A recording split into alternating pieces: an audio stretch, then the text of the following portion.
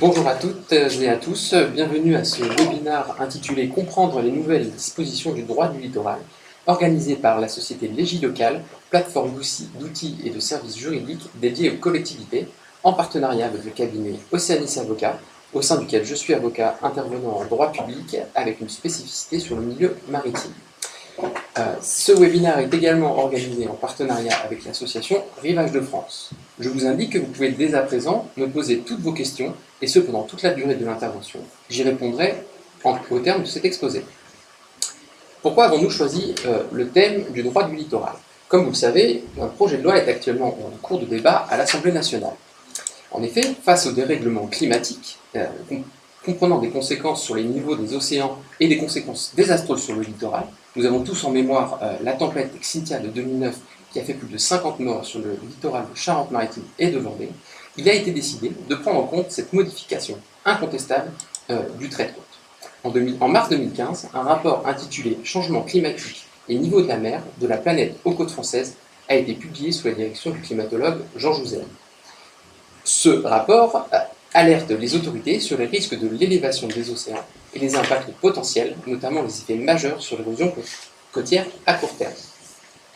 À la suite de ce rapport, un projet de loi a été déposé à l'Assemblée nationale le 13 juillet 2016 par M. Leroux, Mme Gott et Mme Berthelot.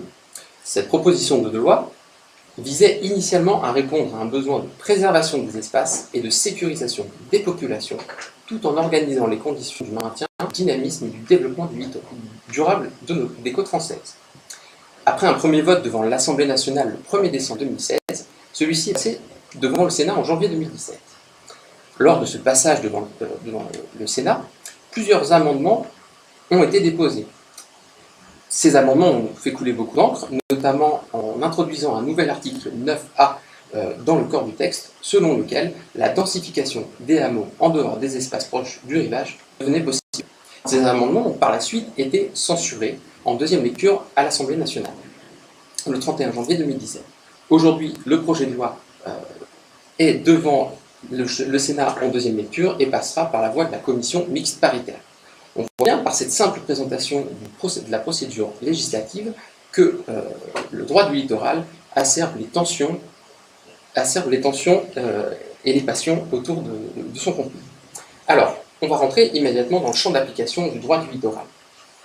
Préalablement, je rappelle pour les plus avertis des personnes qui écoutent que les dispositions de la loi littorale ont été codifiées à l'article 146-1 du Code de l'urbanisme, mais que depuis 2015, ces dispositions sont reprises aux articles L121-1 et suivants. Je parlerai donc des nouvelles dispositions, de la nouvelle codification. Alors, tout d'abord, le champ d'application du droit du littoral et la notion de commune littorale. Les dispositions de l'article L121-1 du Code de l'urbanisme distinguent deux catégories de communes littorales. Les communes littorales de plein droit, à savoir celles qui sont riveraines directement de la mer, et celles plus largement qualifiées comme telles en application des dispositions de l'article L321-1 du Code de l'environnement. Nous avons aujourd'hui 884 communes littorales, 87 communes riveraines d'un estuaire ou d'un delta, fixées par un décret du 29 mars 2004, 150 communes riveraines d'un lac de plus de 1000 hectares et 94 communes littorales dans les départements d'outre-mer.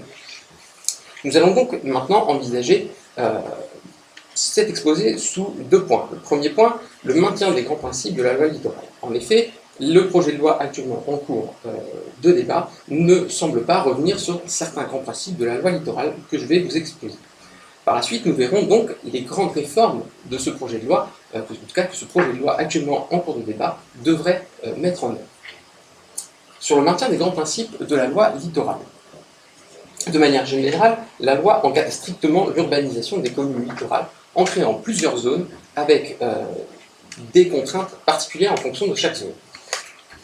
À titre liminaire, je rappellerai que les dispositions de l'article L121-21 et 22 du Code de l'urbanisme imposent l'intégration de la loi littorale dans les documents d'urbanisme, notamment les PLU et les SCOT, avec une obligation de déterminer la capacité d'accueil des zones urbanisées ou à urbaniser, l'obligation de mettre en place des coupures d'urbanisation pour les SCOT, de déterminer les conditions de fréquentation des espaces naturels et de classer les voies et espaces naturels.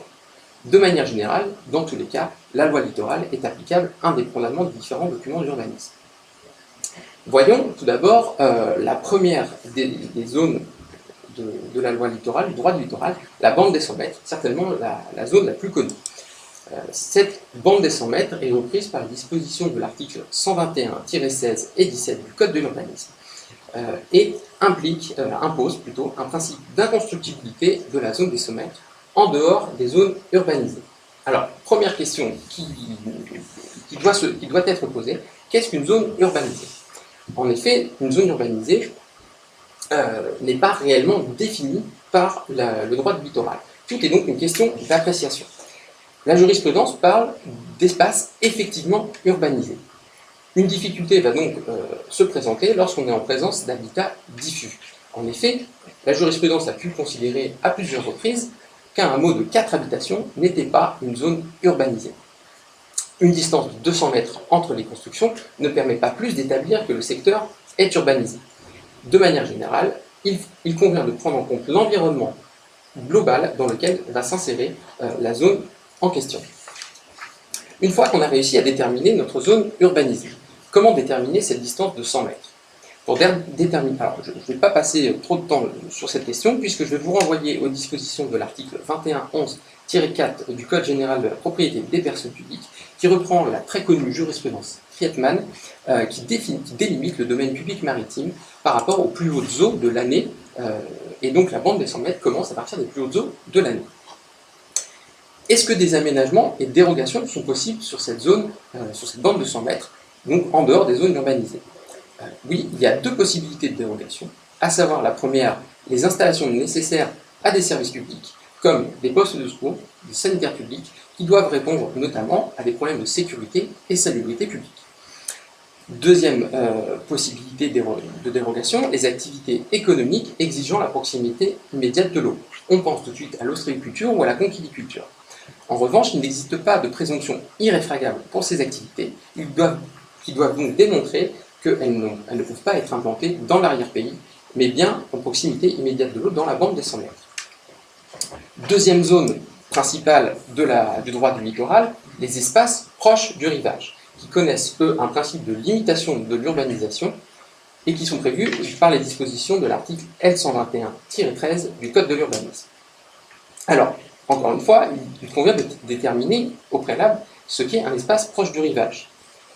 Initialement, les services de l'État faisaient référence à la distance prévue pour la construction des voies et routes nouvelles, c'est-à-dire 2000 mètres. Les espaces proches du rivage étaient donc considérés entre la bande des 100 mètres et les 2000 premiers mètres dans l'arrière-pays.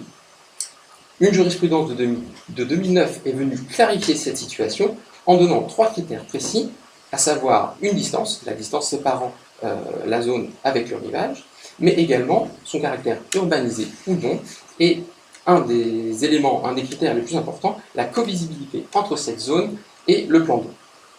En conséquence, pour déterminer un espace proche du rivage, il faudra faire une analyse factuelle de la situation afin de pouvoir la déterminer et l'intégrer au document d'urbanisme. Maintenant, une fois qu'on a déterminé notre zone, qu'entend-on par extension limitée de l'urbanisation? Encore une fois, il n'y a pas de définition précise de la limitation de l'urbanisation. Il convient d'appliquer un critère de proportionnalité de l'extension d'urbanisme envisagée par rapport à la zone.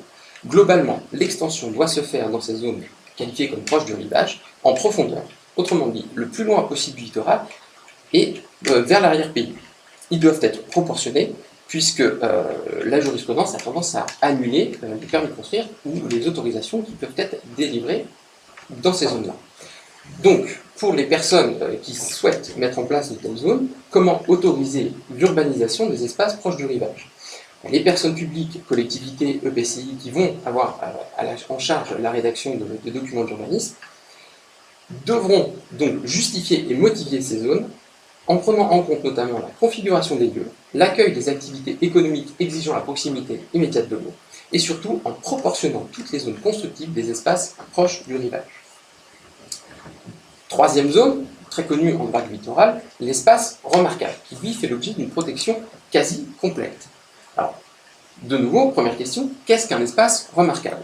Un espace remarquable est défini, là, pour cet espace-là, c'est défini, par les dispositions de l'article 121-23 du Code de l'urbanisme, qui précise que donc sont des espaces remarquables, les espaces qui préservent les espaces terrestres et marins, sites et paysages remarquables ou caractéristiques du patrimoine naturel et culturel du littoral, et les milieux nécessaires au maintien des équilibres biologiques. Ces dispositions sont également complétées par celle de l'article R121-4 du Code de l'urbanisme, qui vient préciser encore plus ce que sont des espaces remarquables.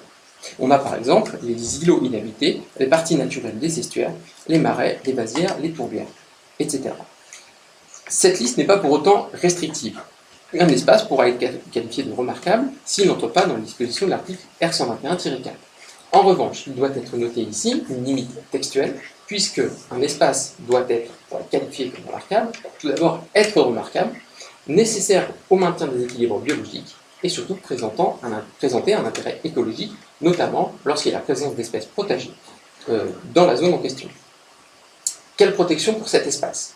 Les espaces remarquables font, à la suite du classement, l'objet d'une obligation de préservation opposable à tous les documents d'urbanisme, aux autorisations d'aménagement, mais également aux autorisations au titre de la loi sur l'eau ou aux autorisations de défrichement. Tout projet de construction ou d'aménagement est bien entendu interdit. Bien que la loi de 86 n'ait pas de vocation pénale, j'ai pu trouver une décision de la Chambre criminelle de la Cour de cassation qui a pu condamner des personnes pour altération d'un espace remarquable en faisant application des dispositions pénales du Code de l'urbanisme prévues à l'article L440-4 du DICODE. Existe-t-il pour autant des dérogations? Encore une fois, oui, il existe des dérogations pour les aménagements légers, à la condition cependant que leur localisation et leur aspect ne dénaturent pas le critère des sites, ne compromettent pas leur qualité architecturale et paysagère et ne portent pas atteinte à la préservation des milieux. D'autres équipements échappent également à cette limitation, lorsque leur localisation répond à une nécessité technique impérative ou lorsqu'ils participent à la sécurité maritime, aérienne, etc. Mais vous allez me dire, moi dans mon espace remarquable, j'ai la plus belle plage de la région qui fait, la saison estivale arrivant, l'objet d'un accueil du public important. Comment gérer cet accueil?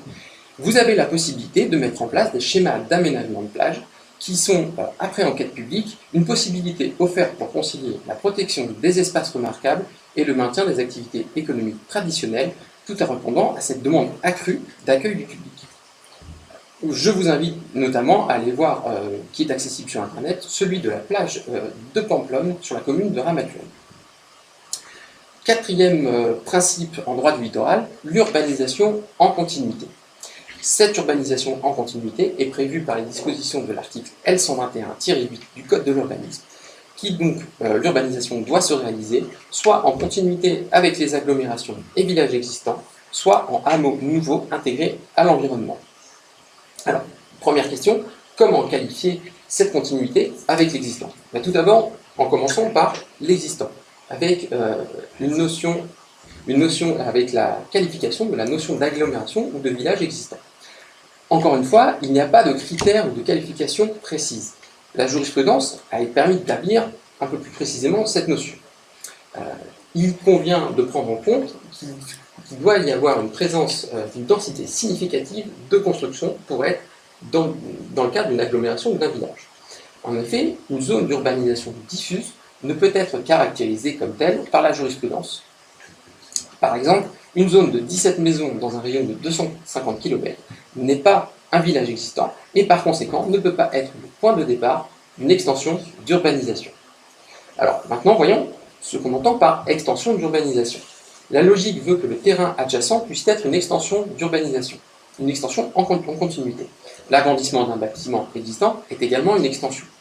Par contre, une distance de 200 mètres entre la construction la plus proche et la construction projetée n'est pas constitutif d'une extension d'urbanisation.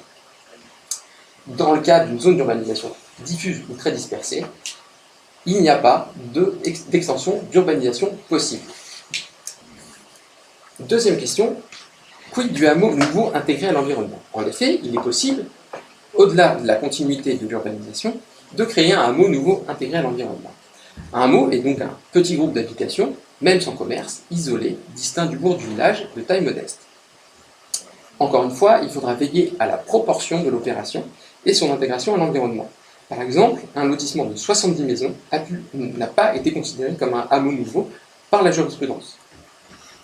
De manière générale, une dérogation existe pour le principe d'urbanisation en continuité concernant les constructions ou installations liées aux activités agricoles ou forestières incompatibles avec le voisinage des zones habitées, qui elles ne sont donc pas soumises aux obligations de construction en continuité.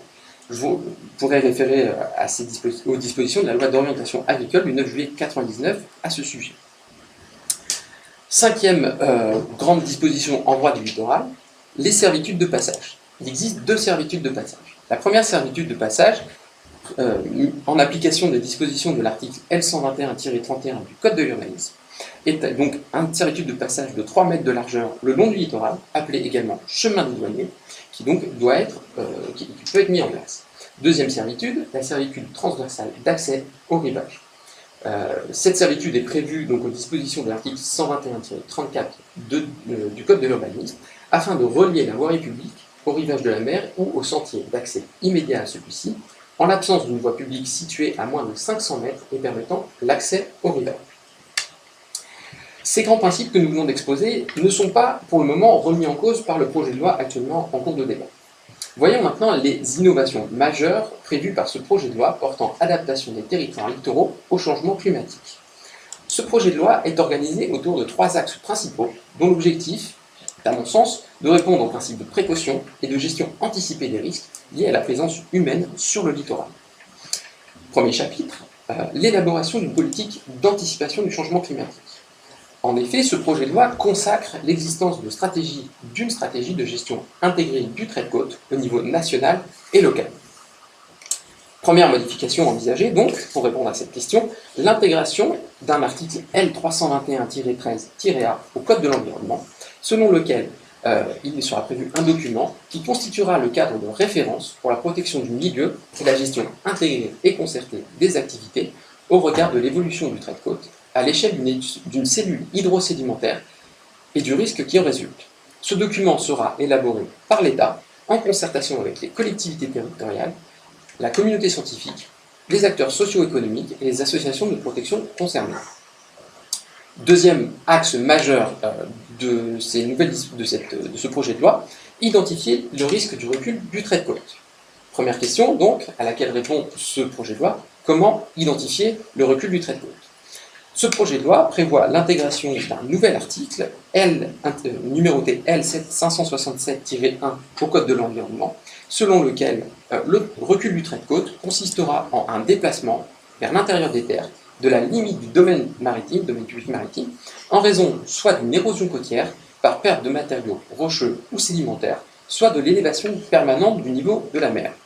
Ce recul de trait de côte devra s'étendre au-delà des limites du rivage de la mer, tel qu'il est défini par l'article L2111-4 du CG3P que nous venons d'aborder dans le cadre de la bande des 100 mètres.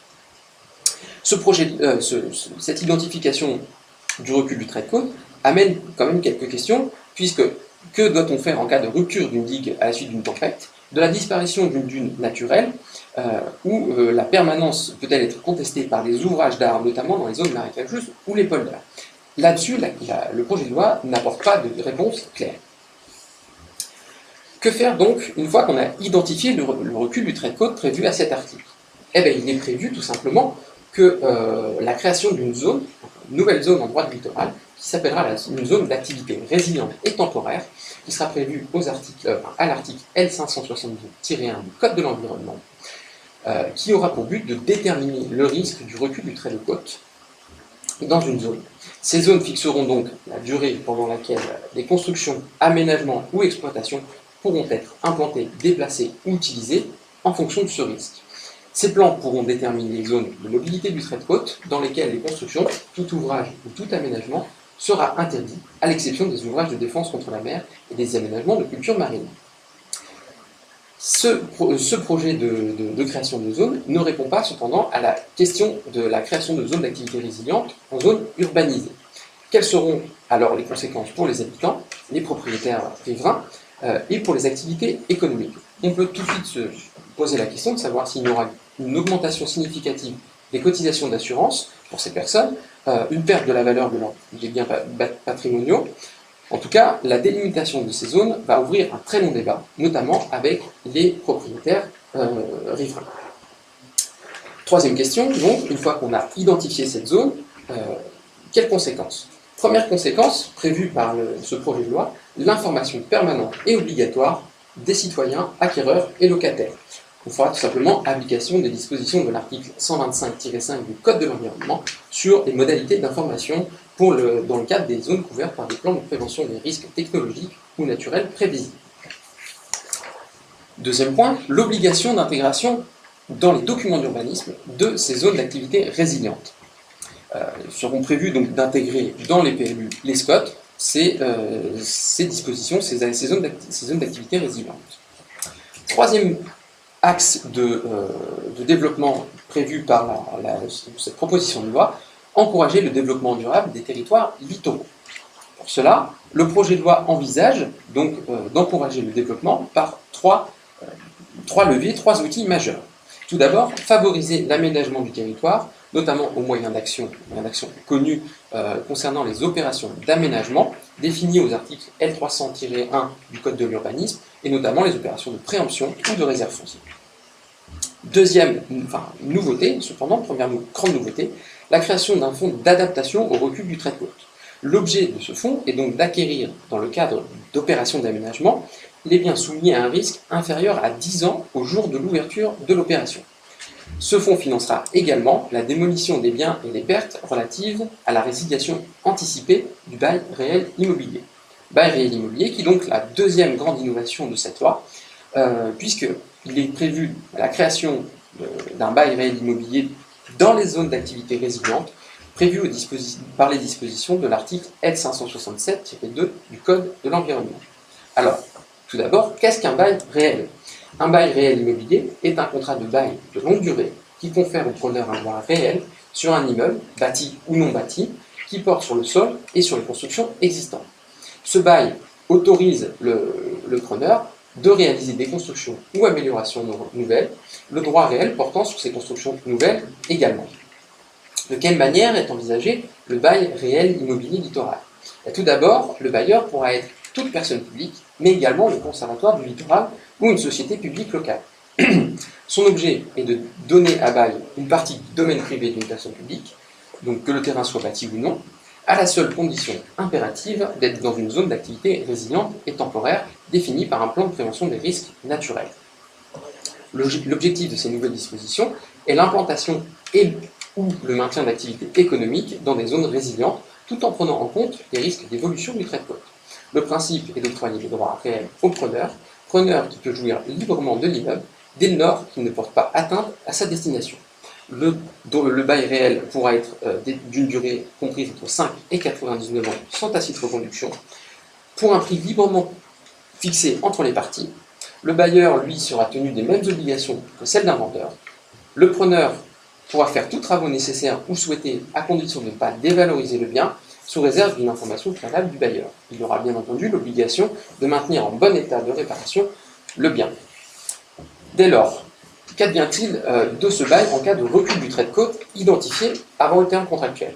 Il y aura ici résiliation anticipée de plein droit du bail dès la publication d'un arrêté de péril tirant les conséquences du recul définitif du trait de côte.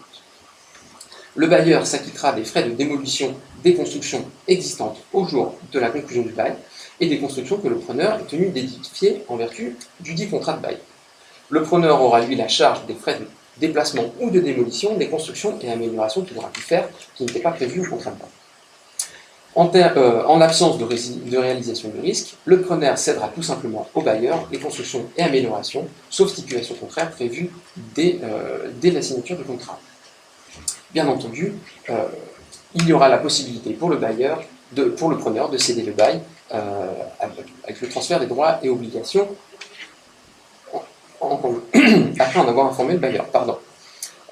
Voilà, c'est l'exposé que je pouvais vous donner aujourd'hui sur les nouvelles dispositions actuellement en cours de débat à l'Assemblée nationale. Je vais ouvrir la partie questions-réponses. Bonjour, concernant l'urbanisation en continuité, est-il possible d'autoriser une habitation pour un agriculteur en zone agricole éloignée de tout bâtiment, quand bien même la nécessité agricole se justifie?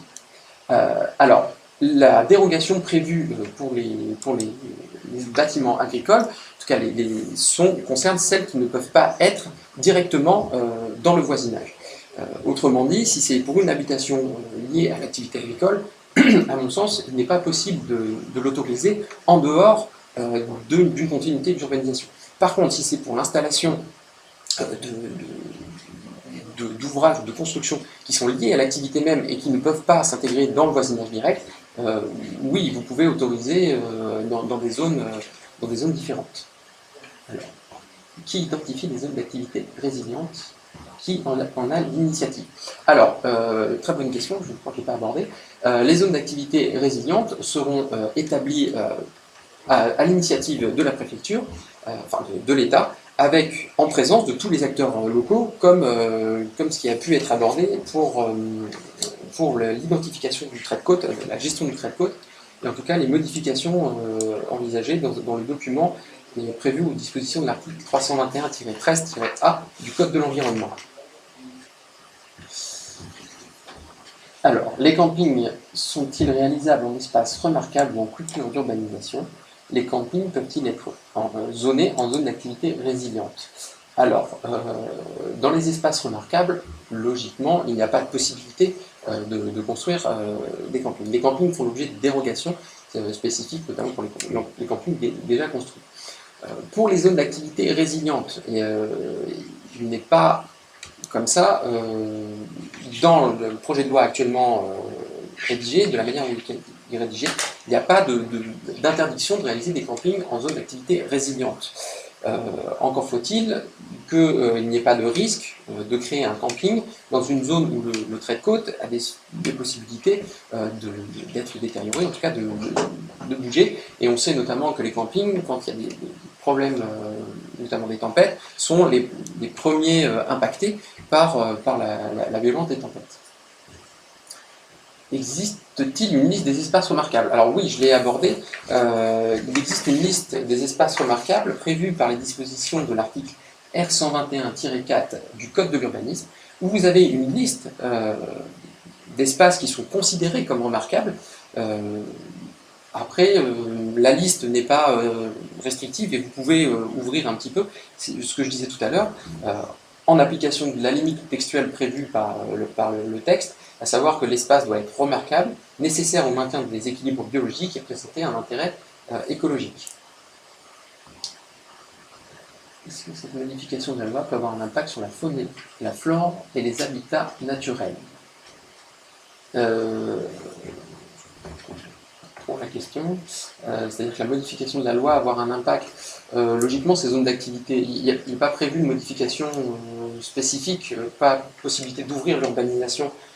Il est juste prévu de créer des zones d'activité résilientes où on va gérer le risque de modification du trait de côte. Pour le reste, les zones naturelles resteront, à mon sens, naturelles. Il n'y a pas de modification de ces zones-là. L'instauration d'une zone d'activité résiliente fera-t-elle l'objet d'une enquête publique? Oui, normalement, la création d'une zone d'activité résiliente doit faire l'objet d'une enquête publique. Permis de construire. Alors, j'ai vu un cas de permis de construire où le permis a été validé par le maire en rapport avec le plan de prévention des risques littoraux, puis refusé par la préfecture par rapport à la loi littorale en raison de la continuité de l'urbanisme. Cette loi était au-dessus du plan de prévention des risques littoraux.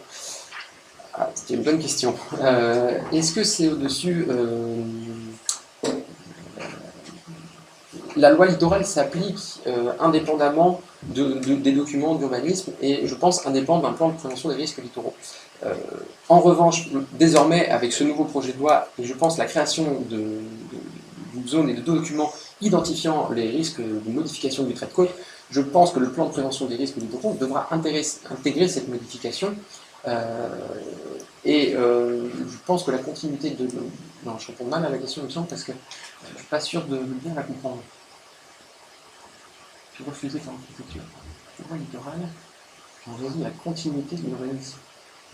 Il faudrait que ce soit un petit peu plus précis, parce que je ne vois pas trop comment un maire a pu valider en rapport avec un PPRL et un préfet a refusé par rapport à la loi littorale derrière.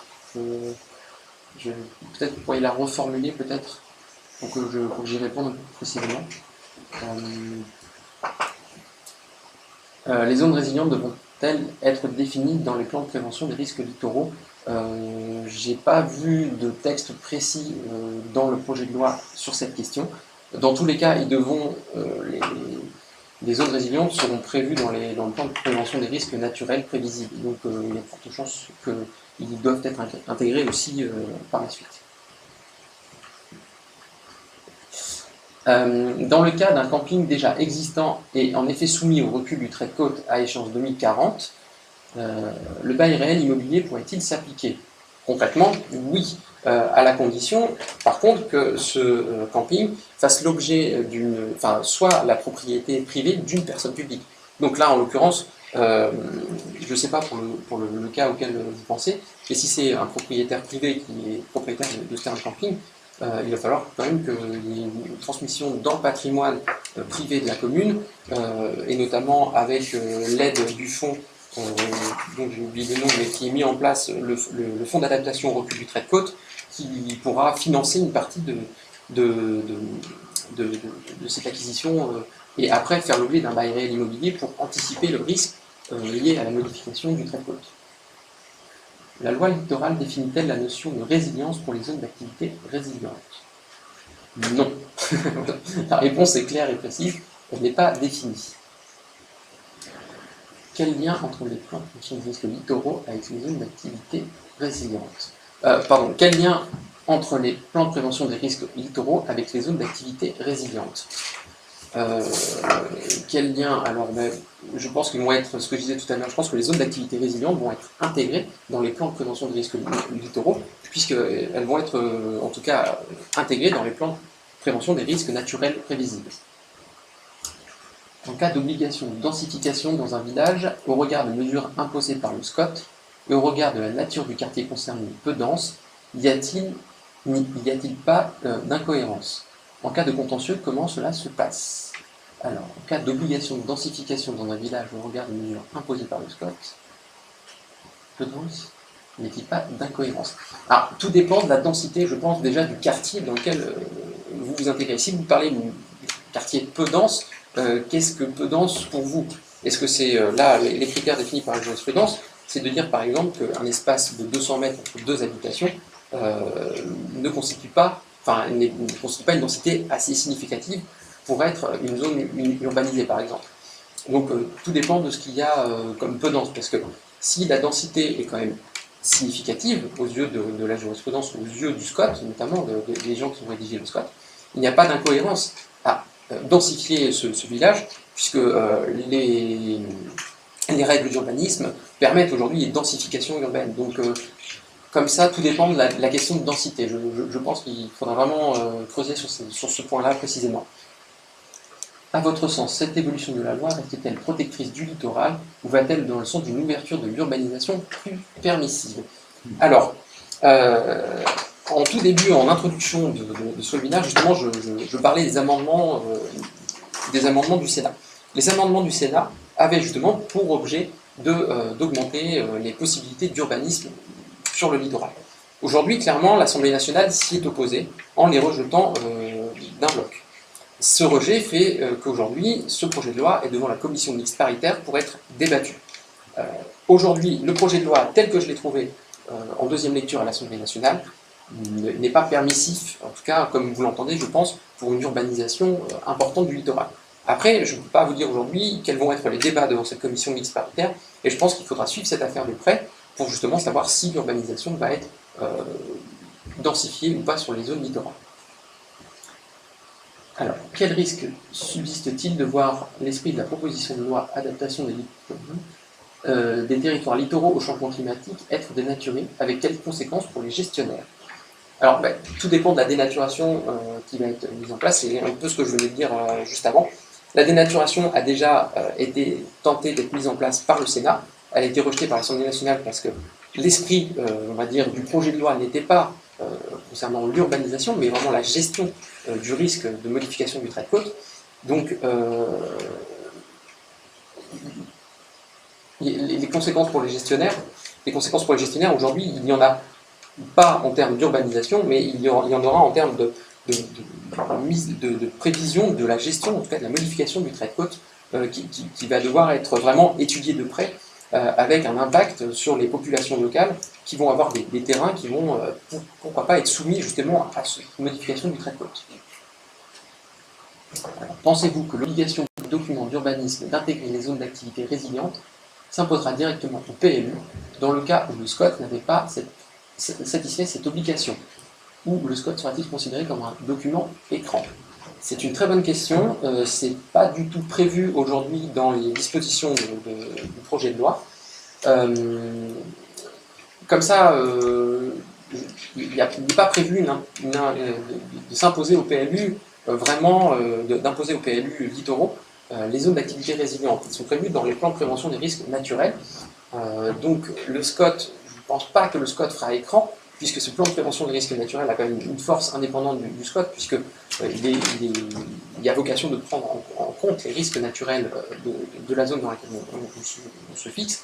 Donc je ne pense pas qu'il y ait un écran du SCOT. Je pense que ça sera pris en compte de manière de toute façon indépendante au cas où. Il s'agit de contenus privés, mais qui pourraient être rachetés par la commune et... Ah oui, par rapport à l'autre question de tout à l'heure. Il s'agit de contenus privés, mais qui pourraient être rachetés par la commune et loués grâce au...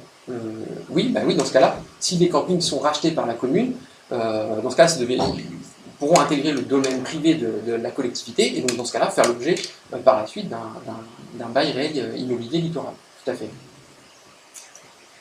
Alors, il s'agit d'un terrain en zone bleue du plan de prévention des risques littoraux, dont le permis a été validé avec des contraintes de construction, puis refusé, car il se situe dans une zone urbanisée, mais les 2 parcelles entourant le terrain sont des terrains agricoles.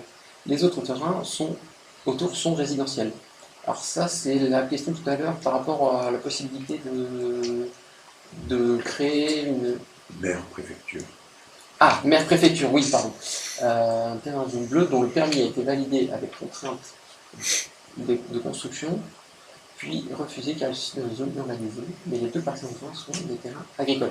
Ah oui, d'accord, c'est-à-dire que le fait que les terrains autour soient agricoles, alors tout dépend aussi de ce qu'il y a sur ces terrains agricoles. Si ce sont comme ce que je disais tout à l'heure, des constructions liées à l'exploitation directe et qui ne peuvent pas être dans le voisinage direct de l'urbanisation, dans ce cas, on ne va pas considérer qu'on est dans une zone urbanisée, mais on est vraiment sur une catégorie à part qui nous permet que la construction de bâtiments agricoles qui ne peuvent pas être directement en continuité de l'urbanisation. Donc c'est tout à fait possible qu'on ait accordé d'un côté, puisqu'on pouvait considérer, une personne publique a pu considérer qu'on était en continuité d'urbanisation, et une autre personne publique a pu considérer, elle, que ça ne rentrait pas dans justement la catégorie de terrain agricole, et donc être refusé. Est-ce que le projet de loi mentionne la création de zones de repli pour les habitations et infrastructures à risque? Non, du tout. Il n'est pas prévu ces questions-là. Bien entendu, ça peut être envisagé, effectivement.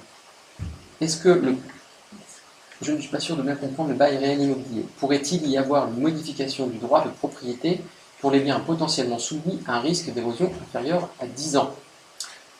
Alors, non, il n'y a pas de modification du droit de propriété des personnes. Alors, en fait, ce qu'il faut bien comprendre, c'est que le bail réel immobilier est un bail qui ne pourra être mis en place que dans les zones d'activité résilientes.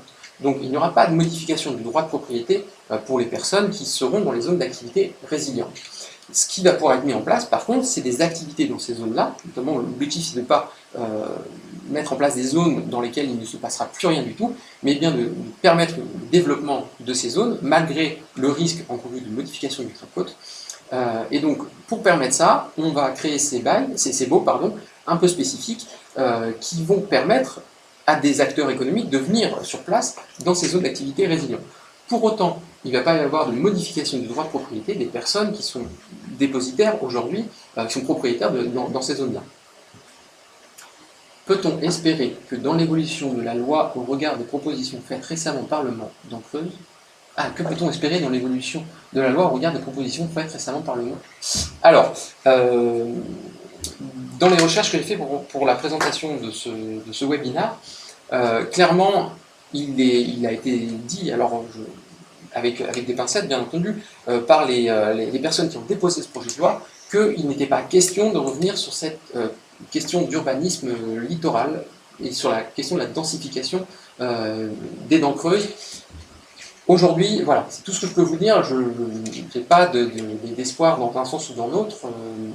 Aujourd'hui, le Sénat a fait des propositions d'amendements qui ont été rejetées parce que les personnes qui ont déposé le projet de loi ne voyaient pas ce projet de loi comme une possibilité de revenir sur les modalités d'urbanisme du littoral. Bonjour, qu'en est-il de l'outre-mer, parfois soumis à de très fortes pressions d'urbanisme? Alors, sur quel point spécifique, puisque il n'y a pas de modification, il n'y a pas de disposition particulière à l'outre-mer. Le projet de loi s'appliquera également en outre-mer, il n'y a pas d'exclusivité à la France métropolitaine, donc l'ensemble des prévisions et des modifications possibles du trait de côte devront, à notre sens, être intégrées dans les dom-toms, aussi bien qu'en métropole. Quels sont les moyens pour éviter la densification de population littorale? Alors, ça dépend. Si on est en zone urbaine, la densification ne va pas être... pas beaucoup de moyens de la contrer, puisqu'on est dans les zones déjà urbanisées qui sont soumises aux mêmes dispositions d'urbanisme que les autres. En dehors des zones urbanisées, c'est-à-dire dans l'espace remarquable, pas possible, mais continuité d'urbanisation ou espace proche du rivage, là on va avoir de toute façon les catégories elles-mêmes vont limiter l'urbanisation par principe d'être dans une zone proche du rivage ou en continuité d'urbanisation. Quelles sont les échéances pour la commission mixte paritaire? Alors c'est une très bonne question, je suis allé sur le site du Sénat. Pour l'instant, il n'y a pas d'échéance. Donc, on en est juste là. Quel lien entre ce projet de loi et la mise en place de la GEMAPI au niveau de sécurité demandée aux gestionnaires des ouvrages de défense de la mer? J'ai rien à ce sujet-là pour le moment. Vraiment, je n'ai pas d'autre chose. Y a-t-il dans cette loi des éléments particuliers concernant les ENR qu'on peut difficilement mettre en continuité de l'urbanisation existence des facilités offertes? Non, parce que ce projet de loi, comme ce que je disais tout à l'heure, n'anticipe pas, est là pour envisager la gestion du trait de côte et encourager le développement durable dans les zones d'activité résilientes. Il n'est pas prévu dans ce projet de loi des modifications substantielles pour les ENR, qui bien sûr ne peuvent pas être en continuité d'urbanisation, mais il n'y a pas de facilité, il n'y a pas de disposition particulière pour l'instant. À mon sens, ça reste inchangé sur cette question-là.